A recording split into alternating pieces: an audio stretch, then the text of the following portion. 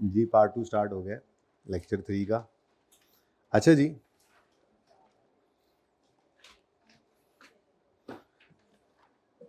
थोड़ी सी डिस्कशन अब कर ली जाए, बल्कि आपके पास एक हैंड आउट है, पहले उस पर ही आ जाए।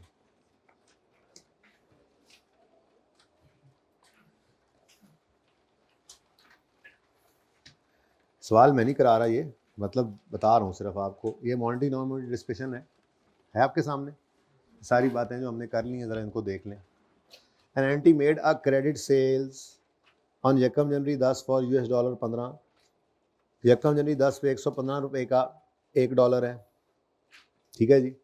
अब क्रेडिट सेल की है और सवाल खामोश है। क्रेडिट सेल है मतलब पैसे अभी आए नहीं हैं, तो 31 दिसंबर 10 तक पैसे नहीं आए, तो ये हमारा डेटर ईयर एंड पे भी पड़ा है। मतलब एग्जांपल है छोटी सी, जैसे बनाई है, बस नहीं लिखा हुआ तो लिख लो लिखने के लिए। तो अमाउंट इज स्टिल आउटस्टैंडिंग, ठीक है, and amount is still outstanding, बाहर खड़ी है, ठीक है जी, एट ईयर एंड। ओके, सही है। वैसे मैंने ज़बानी कह दिया था, एग्जाम्पल ना छोटी खुद बनाई होती है। अब सेल जिस वक्त की है उस वक्त क्या एंट्री पास होगी? डेटर डेबिट सेल क्रेडिट, और 15 को मल्टीप्लाई करेंगे आप किससे जी?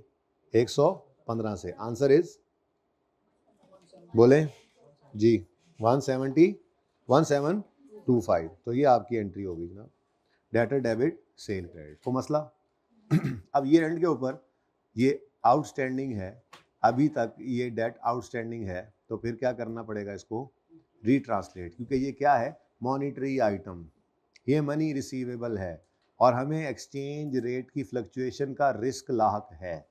हमारी एक्सचेंज रेट में फ्लक्चुएशन के आने से हमारे रिसीवेबल की फिगर बदल सकती है, क्योंकि हमें रिसीव क्या होने हैं? डॉलर्स, ठीक है। तो ये कम या ज़्यादा हो सकता है, तो ये मॉनिटरी आइटम है, ये एंड पे पड़ा है, तो इसको रिट्रांसलेट करेंगे, वर्सेस वाली कैलकुलेशन से गुजारेंगे। तो जब वर्सेस वाली कैलकुलेशन से गुजारेंगे तो 115 इंटू 117 करें, सॉरी 15 इंटू 117 करें, जल्दी जल्दी जल्दी, 1755। तो 1725 पर डेटर मौजूद है, इसको उठाकर ले जाना है 1755 पे, तो डेटर बढ़ रहा है। एसेट का बढ़ना खुशी की बात, डेटर डेबिट एक्सचेंज गेन, ठीक हो गया जी। तो monetary items are retranslated at the year end, यही हमने रूल पढ़ा था। ओके, अच्छा। Mister A bought an investment property on यकम January 10 for $80। Life is 4 years and fair value of property on 31 December 10 is $90। Exchange rates given है। Journal entries करें using cost model और fair value model. करवा चुका हूँ, 2 साल का करवा चुका हूँ, इसलिए इसको डायरेक्ट ही देख लें।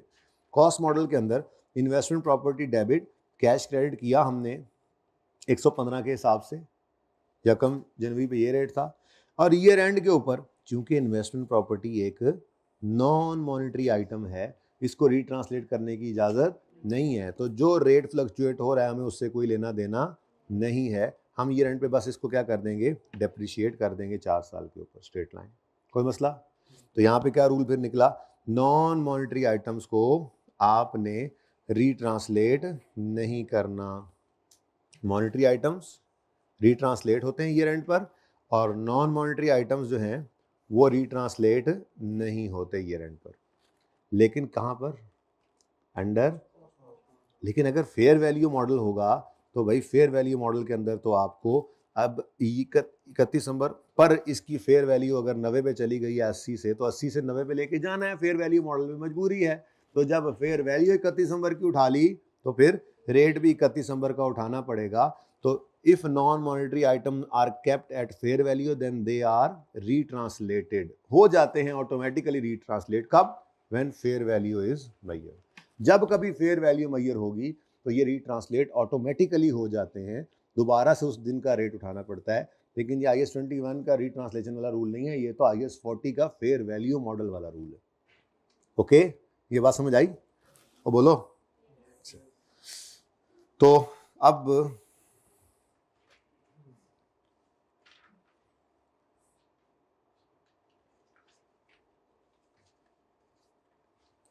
ये बात थोड़ी सी यहाँ पर मैं लिख देता हूँ, ठीक है। मसलन मैं कुछ मॉनेटरी आइटम्स देखता हूँ, फिर एक लिस्ट है, आपके पास ना भी हुई तो कोई बात नहीं है, वो यहाँ से देख लेंगे। मॉनेटरी आइटम्स, कैश या बैंक, ये क्या है? मनी खुद मॉनेटरी आइटम ही होता है। फिर ट्रेड रिसीवेबल, डेटर जिसको आप कहते हैं, ट्रेड रिसीवेबल्स, डेटर्स, क्या है ये? एक काम करते हैं,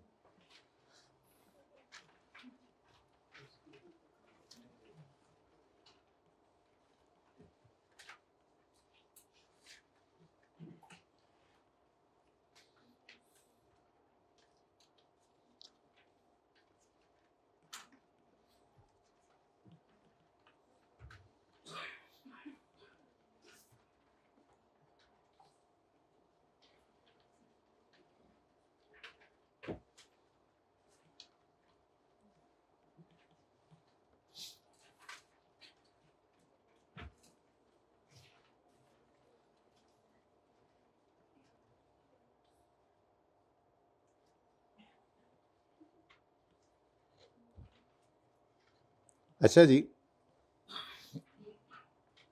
दो कैटेगरीज हमारे पास हैं, मॉनेटरी आइटम्स और नॉन मॉनेटरी आइटम्स, ठीक है जी। तो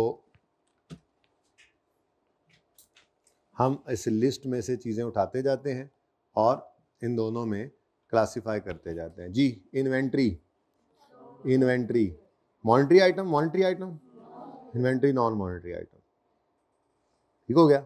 अच्छा जी, लोन रिसीवेबल, ठीक है जी, नॉन मॉनेटरी आइटम बन गया, नॉन मॉनेटरी नहीं है ये, मनी पेएबल या मनी रिसीवेबल है, ये मॉनेटरी आइटम है। PPE, okay. Investment property, okay. Trade payables, good, अच्छा। इंटेंजिबल एसेट, मॉनेटरी, अच्छा अच्छा। Loan payable, okay. Biological asset, गाय भैंसे एसेट है, नॉन मॉनेटरी आइटम है, बिक कर कैश ला सकते हैं पर खुद नहीं है, ठीक है। चले, राइट ऑफ यूज भी आ ही जाएगा। तो ये सब के सब आपने एक लिस्ट देख ली। अब ये सब के सब जो कि मॉनेटरी आइटम्स हैं, इन मॉनेटरी आइटम्स को आपने ईयर एंड पर रीट्रांसलेट करना होता है, ठीक है। मतलब इनको वर्सेस वाली कैलकुलेशन से गुजारना होता है, ठीक है। कौन सी कैलकुलेशन से? वर्सेस वाली कैलकुलेशन, मतलब क्या कर दो, रीट्रांसलेट कर दो, retranslate at balance sheet date, balance sheet date पे, रिपोर्टिंग डेट पे इनको आपने रीट्रांसलेट करना है, ये रूल है। जबकि ये जो नॉन मॉनेटरी आइटम्स हैं, ठीक है, ये जो नॉन मॉनेटरी आइटम्स हैं, इन नॉन मॉनेटरी आइटम्स का रूल क्या है, इनको आपने ईयर एंड पे रीट्रांसलेट नहीं करना होता। हाँ, अगर तो ये फेयर वैल्यू मॉडल पे हैं तो फिर ये ऑटोमेटिकली रीट्रांसलेट हो जाते हैं, जब जब फेयर वैल्यू डिटरमिन की जाती है तब मजबूरी में हो जाते हैं, वरना रूल क्या है, इनको आपने वर्सेस वाली कैलकुलेशन से नहीं गुजारना। Do not retranslate at reporting date, at balance sheet date, ठीक है जी, सही हो गया। अब बोलो। अच्छा, अब थोड़ी सी हम बात अगर करें, यहाँ पर कुछ चीज़ें देख लेते हैं, कुछ चीज़ें छोड़ देंगे फिलहाल जो आगे टॉपिक्स में जाकर पढ़नी है। तो concept of monetary and non monetary items, monetary items कहलाते हैं रिसीवेबल्स या पेएबल्स, मनी इज रिसीवेबल या मनी इज पेएबल। एग्जाम्पल्स में क्या लिखा हुआ है, डेटर्स एंड अदर रिसीवेबल्स, जिसमें क्या होता है, कैश इज रिसीवेबल। क्रेडिटर्स, जिसमें क्या होता है, कैश पेएबल। एक्रूवल्स, एक्रूवल्स, एक्रूवल्स, एक्सपेंस, एक्सपेंस या तो पेएबल होगा या prepaid.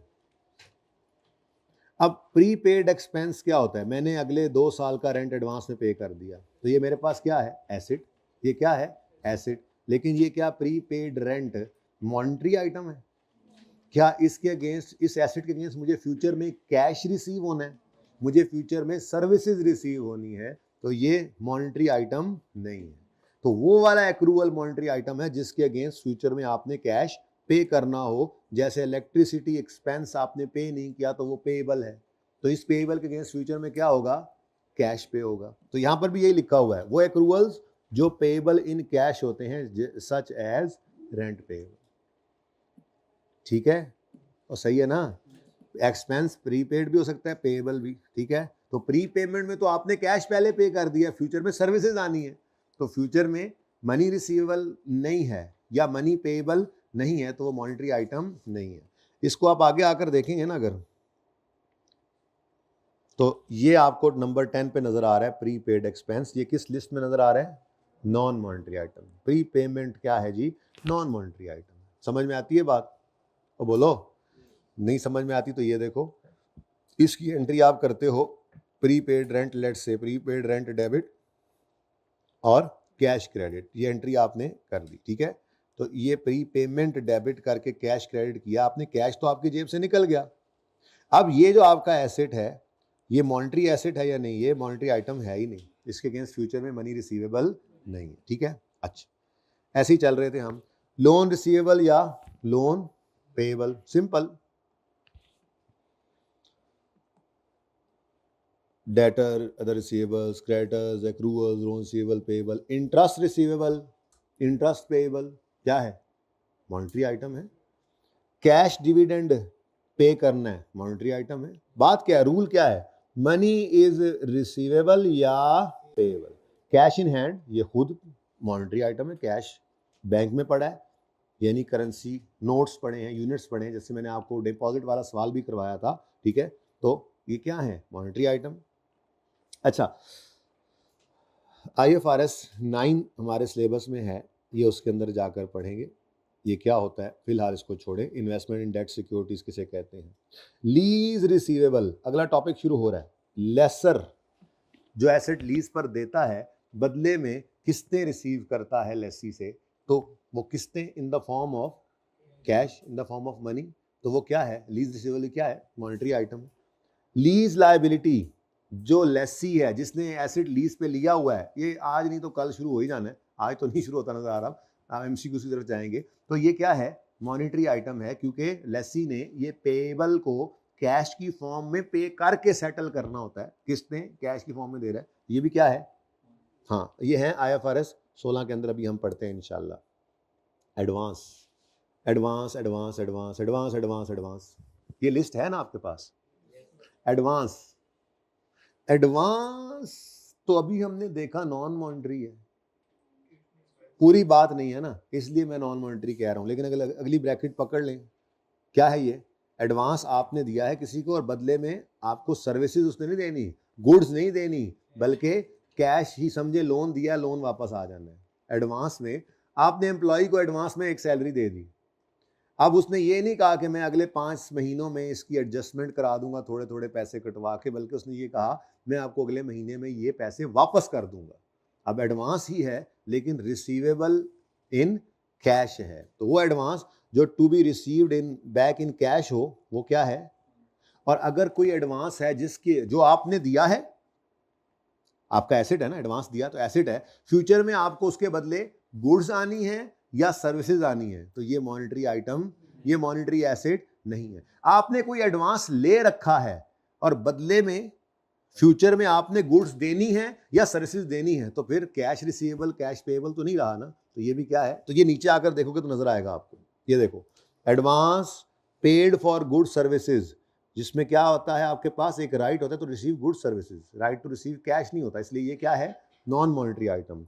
Advance receive for good services, ये एक लायबिलिटी है, फ्यूचर में आप गुड्स देंगे या सर्विसेज रेंडर करेंगे। ठीक है, ये कॉन्ट्रैक्ट लायबिलिटी IFRS 15 में जाकर पढ़ेंगे लफ्ज। ठीक है, एडवांस फ्रॉम कस्टमर जो आपने लिया, आपके ऊपर एक लायबिलिटी है, फ्यूचर में कैश की फॉर्म में पे नहीं करते आप, बल्कि इसको गुड्स या सर्विसेज देकर अपने सर से उतारते, जैसे अभी हमने एडवांस रेंट देखा सवाल में। समझ आती है, ओके। अच्छा जी, आगे वापस आए।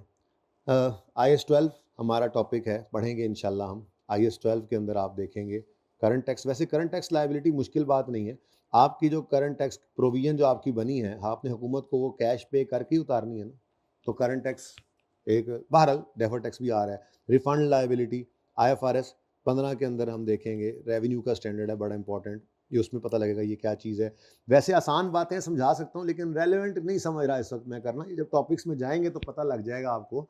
बस असूल पक्का पकड़ लिया ना हमने कि अगर आपने मनी रिसीवेबल या मनी पेएबल देखा है तो ये मॉनेटरी आइटम कहलाएगा, नहीं तो फिर नॉन मॉनेटरी। ठीक है, फिर प्रोविजंस IS 37 का स्टैंडर्ड हमने पढ़ना है, उसमें देखेंगे, ये तो हमारे सिलेबस में है ही नहीं वैसे, एम्प्लॉय बेनिफिट, ये बेनिफिट्स की प्रोविजंस, बहरहाल पेएबल टू एम्प्लॉयज़ हैं, आप प्रोविडेंट फंड के पैसे काटते रहें या आप ग्रेचुटी के लिए पैसे काटते रहें, तो जब वो रिटायर होगा तो आपने क्या करना है, उसको हंस के दिखाना है या पैसे देने हैं फिर। तो रिटायरमेंट बेनिफिट जो हैं वो सारे के सारे ही आपके ऊपर एक लायबिलिटी है जिसको आपने पेमेंट कैश पे करके आपने अपने सर से उतारना होगा। ठीक है, तो ये क्या है जी, कुछ एक मैंने पढ़ा दिए, कुछ एक फिलहाल मैंने पेंडिंग कर दी। ठीक है, पढ़ ही लेंगे टॉपिक्स में। नॉन मॉनेटरी आइटम्स की तरफ आए तो नॉन मॉनेटरी आइटम्स में PPE है आपका, इन्वेस्टमेंट प्रॉपर्टी है, इंटेंजिबल है, इन्वेस्टमेंट इन शेयर्स अगर आपने किया है तो IFRS 9 में ही जाकर पढ़ेंगे, ये है क्या क्या होता है इंशाल्लाह देख लेंगे, अल्लाह ने चाहा तो, बहुत कुछ करना है अभी तो। बायोलॉजिकल एसेट, ये स्टैंडर्ड अब आपके पास रहा नहीं, ठीक है। एनीवेज, राइट ऑफ यूज़, ये IFRS 16 का लीज्ड एसेट, लीज्ड एसेट का नाम IFRS 16 जब नया आया था तो उसने बदल कर रख दिया था राइट ऑफ यूज़, बस लीज्ड एसेट ही है, एसेट है एसेट, जो जैसे इन्वेस्टमेंट प्रॉपर्टी है, जैसे बायोलॉजिकल एसेट है, जैसे PPE है, जैसे इंटेंजिबल है, वैसे ही लीज्ड एसेट है। तो ये सारे के सारे एसेट्स, जैसे इन्वेंट्री भी ऐसे ही है, ये सारे के सारे एसेट्स क्या हैं, ये नॉन मॉनेटरी आइटम्स हैं, ये मनी रिसीवेबल नहीं है। हाँ, ये बिक कर मॉनेटरी आइटम में कन्वर्ट हो सकते हैं, कैश आ गया तो वही मॉनेटरी आइटम है, बेचा है तो रिसीवेबल आ गया तो वो भी मॉनेटरी आइटम है। समझ आ रही है, इन्वेंट्री भी आगे आ रही है। ठीक है जी, तो एडवांस पेड और एडवांस रिसीव्ड, लेकिन ये पेमेंट या रिसीट जो है ये वापसी कैश में नहीं होनी, इस वजह से मॉनेटरी में नहीं है। ये कहाँ पे पड़ा हुआ है ये ब्रेक में आपने भाई सही नहीं किया मेरे दोस्त, आपने कहा था ब्रेक में इसको मैं कर दूंगा सही, पीछे क्यों लाना पड़ेगा, मुझे लगता है क्लास ही मुझे चेंज करनी पड़ेगी। मैं देखता हूँ ज़रा बोर्ड को जाके, असल में रूम 7 का बोर्ड मुझे लग रहा था छोटा पड़ जाएगा कंसोलिडेशन में जाके, चलो देखते हैं, मैं आज ज़रा जाके दोबारा देखता हूँ तसल्ली से। अच्छा जी, okay, provisions not settled in cash, कौन सी प्रोविजंस होती हैं, जाहिर सी बात है प्रोविजंस के चैप्टर में जाएंगे तो पता लगेगा। उसके बाद डेफर्ड गवर्नमेंट ग्रांट, अब ये कहीं नहीं जाना, ये आप पढ़ के आए हैं असल में FAR 1 के अंदर।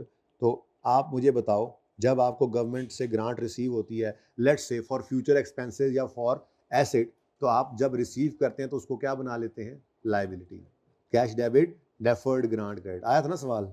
अच्छा, cash debit deferred grant credit, ठीक है जी। अब मसलन 500 रुपये की ग्रांट, 50 रुपये की ग्रांट आपको रिसीव हुई है, ठीक है, ये एक लायबिलिटी है, ठीक है। अब ये डेफर्ड ग्रांट नामी लायबिलिटी जो है, क्या ये मॉनेटरी मतलब मॉनेटरी आइटम है या नॉन मॉनेटरी आइटम है, ये इस लायबिलिटी के अगेंस्ट फ्यूचर में आपने कैश पे करना है, नहीं ऐसा नहीं होता, आप रीजनेबल एश्योरेंस की बेस पर इसको बुक कर चुके होते हैं एज अ डेफर्ड ग्रांट, और जैसे जैसे आप वक्त गुजरता जाता है इसको इनकम बनाते जाते हैं। तो इसकी जो एंट्री होगी बिल्कुल ऐसे ही जैसे अभी मैंने आपको एडजस्टमेंट करवाई है एडवांस रेंट वाली, बिल्कुल ऐसे ही यहाँ पर भी क्या होता है, जब ईयर एंड आता है तो आप देखते हैं जी कितना आप इसको इनकम में डाल सकते हैं। तो डेफर्ड ग्रांट नामी लायबिलिटी को डेबिट करके ग्रांट इनकम को क्रेडिट कर लेते हैं। लेट्स से मैं कहता हूँ जी 5 रुपये इनकम में डाल लो, अगले 10 साल में हमने इसको इनकम बनाना है। तो अगर डेफर्ड गवर्नमेंट ग्रांट पड़ी हुई है आपके ईयर एंड पर लायबिलिटी, तो क्या इस लायबिलिटी को आप मॉनेटरी आइटम कहेंगे, बोलो, ये मॉनेटरी आइटम नहीं है, ठीक है। उसके बाद equity items appearing in balance sheet, यानी शेयर कैपिटल या रिजर्व्स, ये भी क्या होते हैं, ये भी नॉन मॉनेटरी आइटम्स होते हैं। ओके, सही है। तो ये थोड़ी सी डिस्कशन ऐसी हमने हल्की फुल्की की, हो सकता है MCQs में काम आ जाए। ग्रांट रीपेमेंट करने के लिए ना एक एंट्री फिर समझो बीच में होनी चाहिए, जो करते नहीं है, ज़रूरत नहीं है। अगर कॉन्सेप्चुअली बात को समझना है तो मैं यूँ कहता हूँ कि मसलन आपको ग्रांट रीपे करना पड़ गई, तो आपने उसकी एंट्री ये सीखी हुई है कि डेफर्ड ग्रांट को डेबिट कर दें, ठीक है, और डेफर्ड ग्रांट जितनी भी अनअमोर्टाइज, लेट्स से मैं कहता हूँ जी 45 रुपए की पड़ी हुई थी, वो डेबिट हो गई, क्रेडिट में पड़ी थी ना, ये डेबिट हो गई, और कैश आपने पे कर दिया 50 रुपए, और 5 रुपए आपका क्या हो गया, फॉरफीट एक्सपेंस। अभी तो कहानी खत्म हो गई, मॉनेटरी वाला तो मामला ही चला गया। लेट्स से डॉलर्स में करना था तो यहाँ कैश क्या ले लोगे, डॉलर्स में, और ये वाला रेट आ जाएगा और एक्सचेंज गेन लॉस भी आ जाएगा। या आप इसको कह लो हमें अभी पता लगा है, लेटर आया है कि पे करना है, तो अभी हम इसको पे करेंगे, तो अब पेबल बन गया। तो इस तरह से जाकर ये रीपेमेंट के वक्त आपकी exchange transaction, exchange loss gain आ सकता है। अगर डॉलर्स में वापस करना है, कैश पे करोगे, या पेबल स्टैंड करोगे इस दिन के ऊपर जाकर, तो फिर उसको रीपे करते हुए भी वो सारा तो पेबल बन गया, फिर तो कहानी खत्म होगी ना। लेकिन उसके लिए क्या है, रीपेमेंट पहले हो। बहुत मुश्किल है, आज तक तो कभी नहीं देखा कि उसने रीपेमेंट करवाई हो कॉर्पोरेट रिपोर्टिंग के अंदर, पीछे सिखा देता है वो, ठीक है ना। तो अगर हो ऐसा तो ये है, अगर रीपेमेंट है और आपने अभी कैश पे कर दिया और डॉलर्स में पे किया लेट्स से, तो डॉलर्स लिखोगे और इस दिन का रेट जिस दिन रीपेमेंट हो रही है वो जाहिर है वही लोगे। तो फिर एक और चीज एडिशनल आ जाएगी, वो एडिशनल चीज क्या होगी, एक्सचेंज गेन या लॉस। और अगर आपने इस दिन इसको पेबल के तौर पे रख लिया तो पेबल भी स्टैंड करोगे इसी दिन के रेट के, सेटलमेंट के वक्त फिर जो है वो आप गेन लॉस बुक करोगे। लेकिन ऐसा कभी हुआ नहीं, ठीक है। जब इतनी सी बात ही आपके सामने, डेफर्ड ग्रांट नॉन मॉनेटरी है, ठीक है, उसकी रीपेमेंट कोई नहीं करवाता। ओके, लंबी कहानी हो जाएगी ना फिर। रीपेमेंट है तो कौन से मुल्क में से लिए थे, फिर कौन से मुल्क में वापस जा रहे हैं, कब जा रहे हैं कब नहीं जा रहे, देखना पड़ेगा। हो सकता है रुपीज में ही वापस करना पड़े। फिर सर शेयर्स तो रेडीली कन्वर्टेबल नहीं होते कैश में, अगर आपने खरीदे हुए हो तो सर के बोनस शेयर्स मिल रहे हैं कंपनी तब भी भाई आप कंपनी की बात करें, कंपनी की बात, ये कंपनी की बैलेंस शीट की बात हो रही है, आपकी जेब की बात नहीं हो रही। बात समझिए, मेरी कंपनी के शेयर्स आपने खरीदे हुए हैं, तो वो शेयर्स आप इसको बेच सकते हो, उसको बेच सकते हो, उसको बेच सकते हो, लेकिन मेरे से तो पैसे वापस नहीं ले सकते ना, जब तक मेरी कंपनी की मौत ना हो जाए। बात समझे हो। तो जो इक्विटी आइटम बैलेंस शीट के अंदर अपीयर हो रहे हैं, वो मेरा जो शेयर कैपिटल है, वो आप कंपनी की बात करें ना, equity items appearing in balance sheet की बात हो रही है। ये शेयर्स मेरी कंपनी ने इश्यू किए हैं, तो ये मेरी कंपनी की बैलेंस शीट की बात हो रही है। सर उसके ऊपर इन्वेस्टमेंट में शेयर वो IFRS 9 में जाकर पढ़ाऊंगा कि क्यों इसको हम नॉन मॉनिटरी कह रहे हैं, ठीक है। ऐसी इन्वेस्टमेंट इन डिवेंचर्स को मॉनिटरी भी तो कह रहे हैं फिर, लेकिन ये सारी बातें IFRS 9 पढ़ेंगे तो पता लगेगा। ये मैंने इसलिए बात कर दी क्योंकि ये हमने पहले से पढ़ रखा है बचपन से कि शेयर्स हम इशू करते हैं तो मेरी कंपनी की बैलेंस शीट के अंदर cash debit share capital credit हो जाएगा, या retain earning debit share capital credit हो जाएगा। मेरी कंपनी में तो ये शेयर कैपिटल क्रेडिट हो गया ना। अब ये शेयर्स आपके हाथ में है, आप इनका जो मर्जी करो, ठीक है। आप बेचते हो या जो भी करते हो वो आपका मसला है। बैलेंस शीट मेरी बैलेंस शीट के अंदर क्या नजर आएगा, शेयर कैपिटल उसी जगह पे रहेगा, वो तो नहीं बेचते हम। मैं अपने कंपनी अपने शेयर्स तो नहीं बेच रही होती, ठीक है ना। कंपनी मौत तक ये पैसे अपने पास रखेगी, कंपनी वाइंड अप हो जाए तो फिर रेजिडुअल इंटरेस्ट है, शेयर कैपिटल बचा कुचा मिल जाता है ओनर को, जो उस वक्त मौजूद होता है ओनर, ठीक है। चले, ओके जी, बड़ी इंपॉर्टेंट डिस्कशन शुरू होने जा रही है, और वो डिस्कशन है वो बात जो मैंने शुरू में आपको बताई थी, ठीक है। वो क्या थी जी, फंक्शनल करेंसी, प्रेजेंटेशन करेंसी, और फिर फॉरेन करेंसी। अच्छा, पहले जरा एक बात सुन लें, करेंसी की अगर बात कर रहे हैं, करेंसी की, तो 3 तरह की करेंसीज होती हैं, ठीक है। मतलब करेंसी तो एक ही होती है, ये तीन नाम हैं, 3 नामों से ये करेंसी आपको नजर आएगी चैप्टर के अंदर।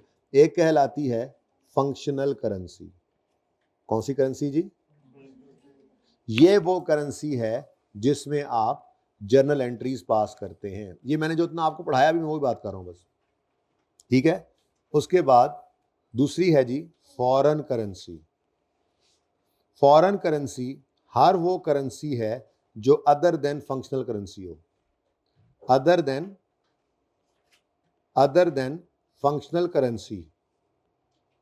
आपकी जो भी करेंसी होगी वो क्या कहलाएगी, बोलो और बोलो, हाँ। तो जर्नल एंट्रीज उसमें नहीं होती, फॉरेन करेंसी में जर्नल एंट्रीज नहीं करते हम, बल्कि जर्नल एंट्री करते हुए हम फॉरेन करेंसी को कन्वर्ट करेंगे पहले फंक्शनल करेंसी में, जैसे करते आ रहे हैं, और फिर जर्नल एंट्री करेंगे, ठीक है। और तीसरी करेंसी जो है वो होती है प्रेजेंटेशन करेंसी। कौन सी जी? प्रेजेंटेशन करेंसी ऐसी करेंसी को कहते हैं जिसमें आप फाइनेंशियल स्टेटमेंट्स बना रहे हैं। क्या मतलब? ये क्लास में ख्याल में आज या कल की क्लास में, आज ही शायद पहले पार्ट में एक बच्चे ने सवाल किया था, मैंने कहा था सर जो सबर कर जाओ, बताता हूँ। आई थिंक आज ही तक क्लास से निकलते हुए कौन सवाल कर रहा था? हाँ, देखो भाई, प्रेजेंटेशन करेंसी क्या है जी? प्रेजेंटेशन करेंसी क्या है पहले बता तो है क्या क्या बताया मैंने सादा अल्फाज के अंदर? प्रेजेंटेशन करेंसी किसे कहते हैं जी? जिसमें आपने प्रिपेयर करनी है फाइनेंशियल स्टेटमेंट्स, ठीक है जी। तो financial statements are prepared, in which financial statements are prepared.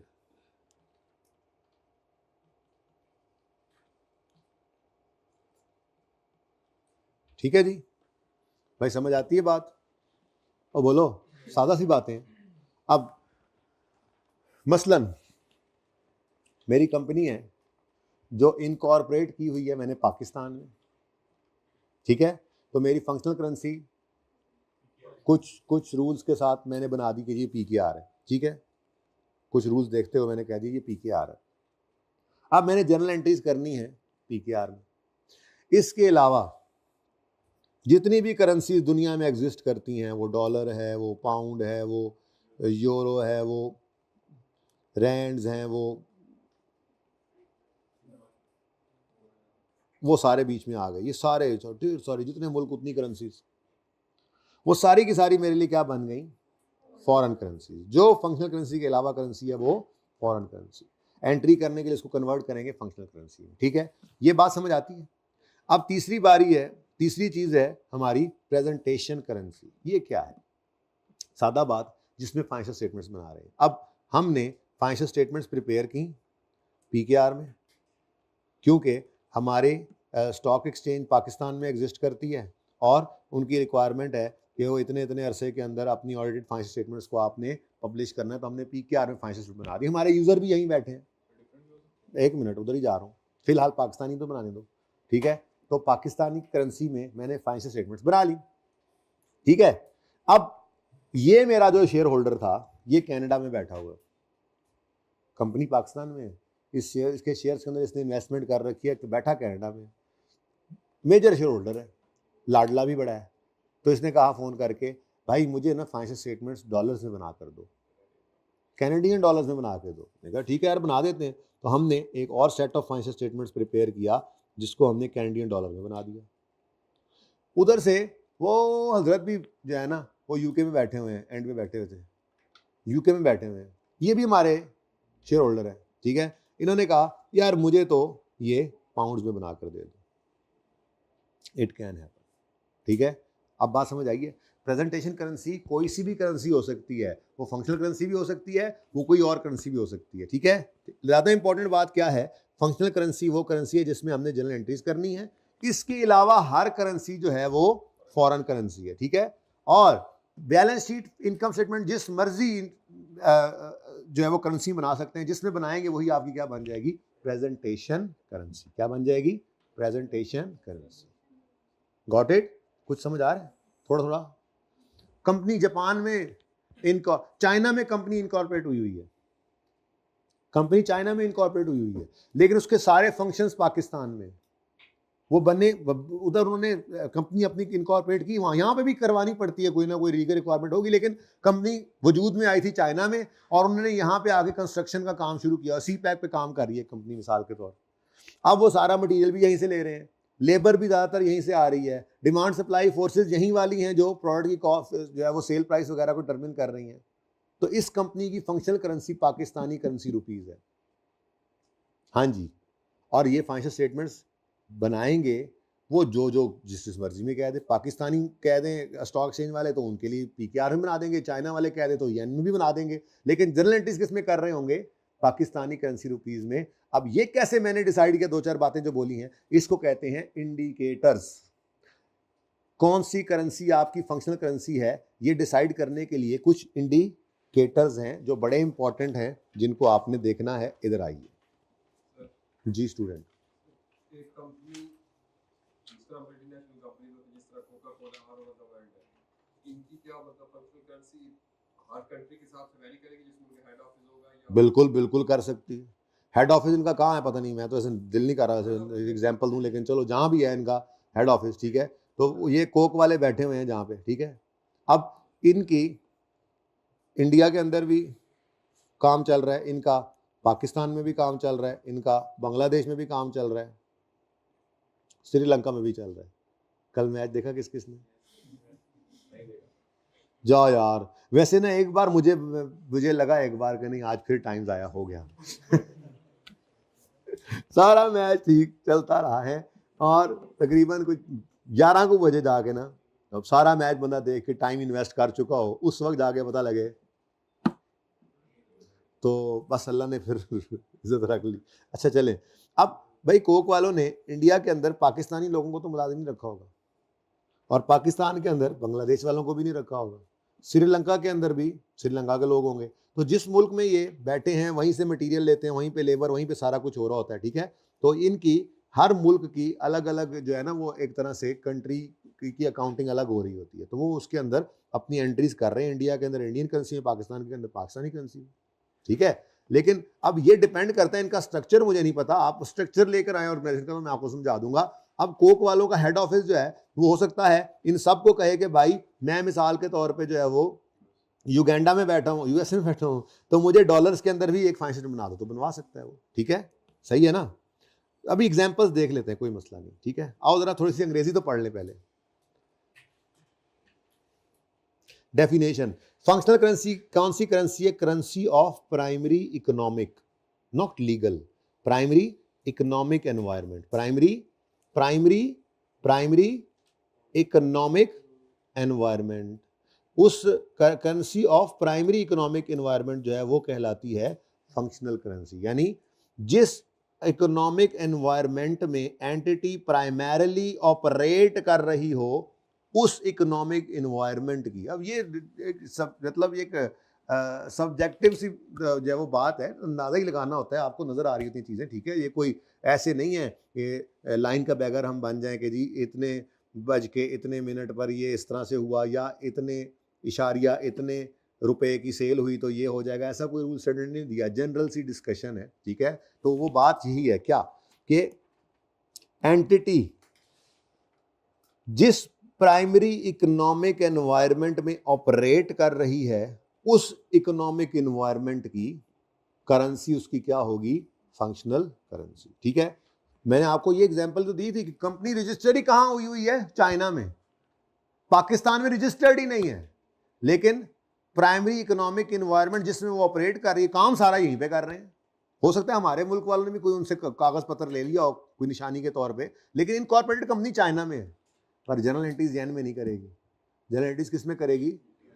क्योंकि जिस इकोनॉमिक एनवायरनमेंट पे प्राइमरीली ऑपरेट कर रही है वो पीकेआर है। बहरहाल ये तो एक जनरल बात हो गई ना। अब इसके कुछ इंडिकेटर्स हैं, यही बात समझने के लिए कुछ इंडिकेशंस हैं, ठीक है, जिसमें वो कहता है normally it is refer to as, normally local currency ही आपकी फंक्शनल करेंसी होती है जिस मुल्क में आप हैं, और जनरल एंट्री इसमें की जाती हैं, और it is not necessarily the currency of country in which entity operates और इज बेस्ड, ठीक है। तो फिर इंडिकेटर्स होंगे कुछ ना कुछ, कोई निशानियां तो होंगी, तो कुछ प्राइमरी इंडिकेटर्स हैं जिसमें नंबर 1 क्या है? वो करेंसी जो मेनली इन्फ्लुएंस करे sale price for good services and currency of the country, उस कंट्री का currency whose competitive forces and regulations mainly determine the sale price of it goods और सर्विसेज। मतलब जो चीजें बेचनी हैं उनकी सेल प्राइस डिटरमिन करती है जिस कंट्री की फोर्सेस, चाहे वो रेगुलेटरी फोर्सेस हैं चाहे वो मार्केट की फोर्सेस हैं, यानी जिस मुल्क की करेंसी, बल्कि यूं कहना चाहिए वो करेंसी जो मेनली उसकी गुड सर्विस की सेल प्राइस को डिटरमिन कर रही है, या उस मुल्क की करेंसी जिसकी कंपेटिटिव फोर्सेस या जिसकी रेगुलेशन वाली फोर्सेस जो हैं वो उसकी सेल प्राइस को डिटरमिन करने की तरफ जा रही हूं, उसको इंपैक्ट डालती हूं, वो करेंसी क्या कहलाती है? Functional currency. और दूसरी बात भी है, दूसरा प्राइमरी इंडिकेटर क्या है? वो करेंसी जो मेनली इन्फ्लुएंस करे लेबर, मटेरियल और other cost of providing good services, जो गुड सर्विसेज ये प्रोवाइड कर रहे हैं, ठीक है, उसके लिए उनको जो मटेरियल, जो लेबर, जो ओवरहेड्स चाहिए, ये चीजें, ये कॉस्ट जिस करेंसी की वजह से ज्यादा इफेक्ट हो रही हैं, ये भी एक प्राइमरी इंडिकेटर है। ठीक है, थ्योरेटिकल पॉइंट ऑफ व्यू से ये बात है, वरना न्यूमेरिकली तो वो सीधी बात लिखता है, जैसे मैंने आपको बताया। Normally local currency functional currency होती है और वो लिख भी देता है कंपनी की फंक्शनल करेंसी है सवाल के अंदर। एनीवेज, ये तो अब न्यूमेरिकल्स नहीं सारे सिर्फ होते ना, थ्योरेटिकली भी तो चीजें देखनी है। एमसीक्यूज बड़े इंपॉर्टेंट है इस चैप्टर के। ठीक है, तो वो करेंसी जो यूं कह लें, जो मेनली इन्फ्लुएंस करे sale price of goods services, सीधी बात है, इस दोनों का पॉइंट मतलब ये, वो करेंसी जो इन्फ्लुएंस करे, वो करेंसी या उस मुल्क की करेंसी जो इन्फ्लुएंस कर रही है cell price of goods services जो ये प्रोवाइड कर रही है कंपनी। और दूसरी बात, वो करेंसी जो कॉस्ट इनकर करके गुड्स सर्विसेज प्रोवाइड करनी है ना, उन कॉस्ट को इन्फ्लुएंस कर रही है जो करेंसी। तो सादा सी बात होगी, और सादा कर लें तो क्या मतलब, वो उस मुल्क की करेंसी जो सेलिंग प्राइसेस को, सेल्स वगैरह को जो है वो इफेक्ट कर रही हैं, और दूसरी तरफ वो गुड्स सर्विसेज जो प्रोवाइड करते हैं उसके लिए जो कॉस्ट इनकर होनी है उसको इफेक्ट कर रही हैं। तो ये दोनों चीजें जिससे इफेक्ट हो रही हो जिस मुल्क की करेंसी से, वही उसकी क्या हो जाती है, फंक्शनल करेंसी। और अगर इन दोनों से भी ना समझ आए, कुछ समझ नहीं आ रही भाई, बड़े कंफ्यूज हैं, तो फिर स्टैंडर्ड ने कहा सेकेंडरी इंडिकेटर्स भी हैं। वो क्या है? वो है जी कि जिस जगह से आपने फंड्स जनरेट किए, currency in which funds are generated by issuing debt, और जहां आप डिबेंचर्स या शेयर इशू करके पैसे इकट्ठे करते हैं। हो सकता है पाकिस्तान में करते हो सकता है चाइना में ही करते हो, कंपनी में। अच्छा, अगर मिसाल के तौर पे यहां से डिसाइड नहीं हो पा रहा था कि पाकिस्तानी करेंसी इनकी फंक्शनल करेंसी है, और यहां पर हम आए और यहां पता लगा कि वो शेयर तो सिर्फ चाइना में इशू करते हैं, तो इसका मतलब फिर फंक्शनल करेंसी पीकेआर नहीं होगी, फिर उनकी येन बन जाएगी ना। ये सेकेंडरी इंडिकेटर्स। प्राइमरी देखो, नहीं समझ आ रही, सेकेंडरी की तरफ जाओ। ठीक है, तो किस करेंसी में आप फंड जनरेट करते हैं, अपने पैसे जो कंपनी में यूज करने हैं उनको लेने के लिए डेट कहां से रेज करते हैं, शेयर्स इशू करके कहां से इक्विटी रेज करते हैं, किस करेंसी में, ये सेकेंडरी इंडिकेटर है। अच्छा, इससे भी समझ नहीं आ रही, तो आप जो पैसे इकट्ठे करते हैं उसको कहां रखते हैं, स्विस बैंक में रखते हैं या पाकिस्तानी बैंकों में रखते हैं। ठीक है, तो currency in which receipts from operating activities are usually retained. ठीक है, तो प्राइमरी इंडिकेटर क्या, सादा करें जरा बात को। पहली बात, फंक्शनल करेंसी क्या है, ये जनरल बात तो स्टैंडर्ड ने यही लिखी हुई है। क्या फंक्शनल करेंसी क्या है कि एंटिटी जिस प्राइमरीली जिस इकोनॉमिक एनवायरनमेंट में ऑपरेट कर रही है, वो इसकी क्या है, functional currency. Normally local currency होती है, लेकिन कुछ इंडिकेशंस हैं। प्राइमरी इंडिकेटर क्या है, वो करेंसी या उस मुल्क की करेंसी जो उसकी सेल प्राइस को, गुड सर्विसेज को डिटरमिन करे, या जो कॉस्ट इनकर करनी है सेल प्राइस चीजें बनाने के लिए, सर्विस देने के लिए, यानी मटेरियल, लेबर वगैरह, उनको जो डिटरमिन करे करेंसी, वही करेंसी फंक्शनल करेंसी है। यहां से ना समझ आए तो सेकेंडरी इंडिकेटर्स क्या हैं, कहां से पैसे इकट्ठे करते हैं, जिस मुल्क में पैसे इकट्ठे करते हैं, ठीक है, बाय इशूइंग डेट और इशूइंग शेयर्स, जहां से पैसे इकट्ठे करते हैं, वो उस मुल्क की करेंसी इनकी फंक्शनल करेंसी है। यहां से भी समझ ना आए तो एक और इंडिकेटर सेकेंडरी और क्या है कि जो पैसे आप कमाते हैं उसको कहां पर, किस करेंसी में रिटेन रखते हैं, पीकेआर में रखते हैं, जापानीज येन में रखते हैं, डॉलर्स में रखते हैं। तो ये भी एक दूर पार का सेकेंडरी इंडिकेटर है, अगर प्राइमरी से समझ ना आ रही हो। क्वेश्चन,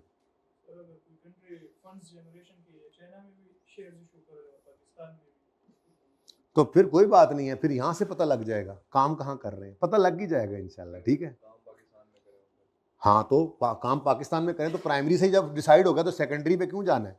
शेयर्स बेशक वहां पे इशू करके पैसे कर ले आए, लेकिन पहली बात है यहां से डिसाइड हो जाएगा काम ही, अगर यहाँ आप खुद ही कह रहे हो काम ही यहाँ पे कर रहे हैं।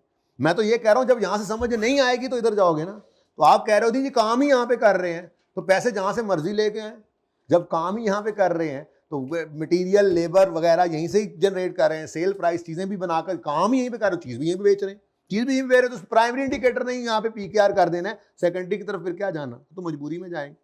ठीक है, प्राइमरी का मतलब ही क्या है, पहले ये देखो, जब यहां से समझ आ गई तो आगे क्या जाना जी।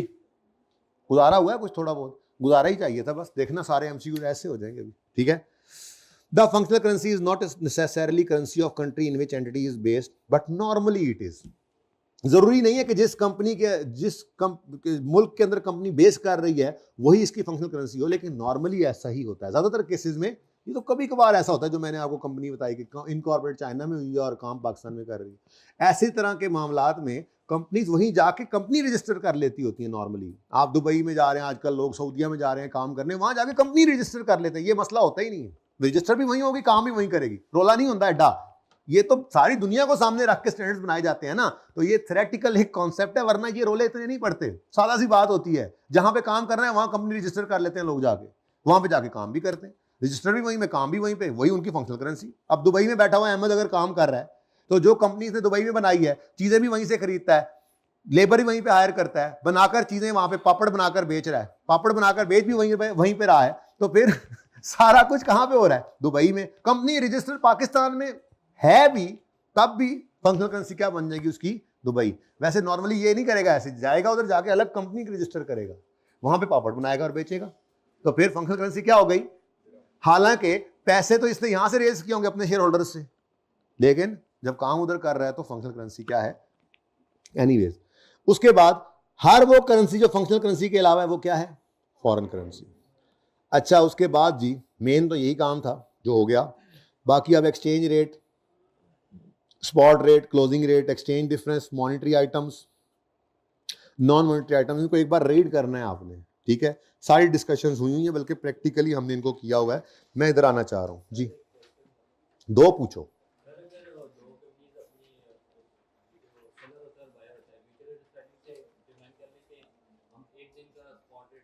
बेटा वो आगे बात है, वो आपको स्टैंडर्ड गुंजाइश देता है। वो यहाँ पे जाके पढ़ेंगे जब यहाँ पहुंचेंगे, अब तो क्लास का टाइम खत्म हो गया, ठीक है। अच्छा, IFRS 16 एक ख्वाब ही साबित हुआ, कल इंशाल्लाह शर्मिंदा ताबीर होगा, है जी, प्लीज कल शुरू करेंगे इंशाल्लाह। अभी भी इसके अंदर मैंने कुछ छोड़ा हुआ है भाई। देखो यहाँ पर ना एक एवरेज रेट की बात की जा रही है, जो आपका सवाल है यहाँ पे उसका जवाब मिलेगा। आपस की म्यूचुअल अंडरस्टैंडिंग कुछ नहीं है, स्टैंडर्ड ने एक इजाजत दी हुई है, आपस में कोई नहीं, आपस में हम कर लें, कुछ भी नहीं, ऐसा कुछ नहीं, ठीक है जी।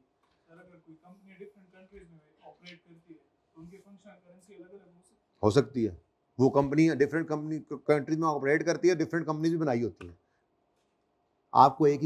आपको एक ही मुल्क की एक ही फाइनेंशियल स्टेटमेंट्स बनाने के लिए, एंट्रीज करने के लिए दी जाएंगी, टेंशन मत हुआ, ठीक है। अच्छा जी, ये जरा प्रेजेंटेशन करेंसी देखो। Presentation currency is the currency in which financial statements of an entity are presented. बनती हैं फाइनेंशियल स्टेटमेंट्स, जिसमें मेन यही दो चीजें थी, ठीक है। Normally it is same as functional currency, an entity may have more than one presentation currency, refer example below. तो अब रेफर कर लेंगे ना इसको, ठीक है। ये एग्जांपल मैं आते साथ कल पढ़ाऊंगा, है आपके पास। उसके बाद जो आपके पास नहीं था, अब ये मैं खुद पढ़ाऊंगा, ठीक है।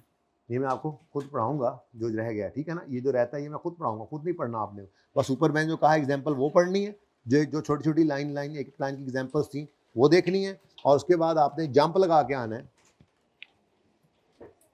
MCQs पे।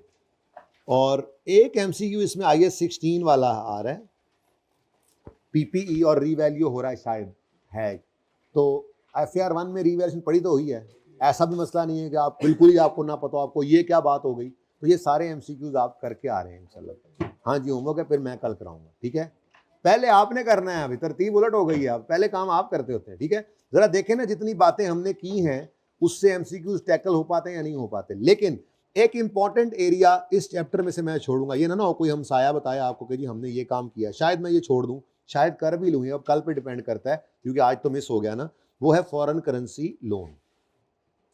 आपको एक सवाल भी मिला होगा हैंडआउट के अंदर, देखें तो एक लोन है जिसकी किस्तें पे की जा रही हैं। कौन सा सवाल नंबर है? हैंडआउट देखो ना, मॉनिटरी नॉन मॉनिटरी जहां पे लिखा हुआ था, इसमें अगले सफ़े पे जाओ ना, और उससे अगले सफ़े पे एंड पे देखो सवाल। मुझे दिखा दो यार, मुझे दिखा दो, मैं देख लेता हूँ। कैसे नहीं है? ये देखो question number 14। On 1 April X limited provided a loan of 1902 to Nike. Loan receivable है 4 इक्वल इंस्टॉलमेंट्स में। ये एक सवाल वैसे आ गया होना है हैंडआउट में, मेरा प्लान कोई नहीं है।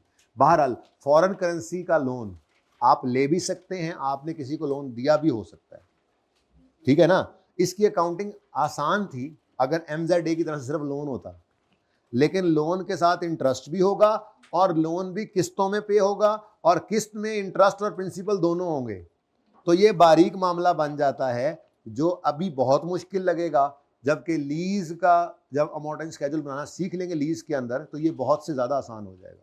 तो इसलिए ये एक पोर्शन सिर्फ मैंने छोड़कर जाना है फॉरेन करेंसी लोन का, जिसके अंदर ये कुछ सवाल आपको नज़र भी आ रहे हैं। ये पाकिस्तानी करेंसी डिपॉजिट किया है, ठहरो, ये रहा, ये पाकिस्तानी कंपनी ने बोरो किए हैं लोन 90,000 का और इंटरेस्ट रिकॉर्ड करते हैं।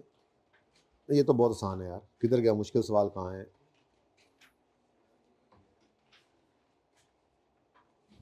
मैं बताना चाह रहा हूं कि जो अभी हमने छोड़ देना है,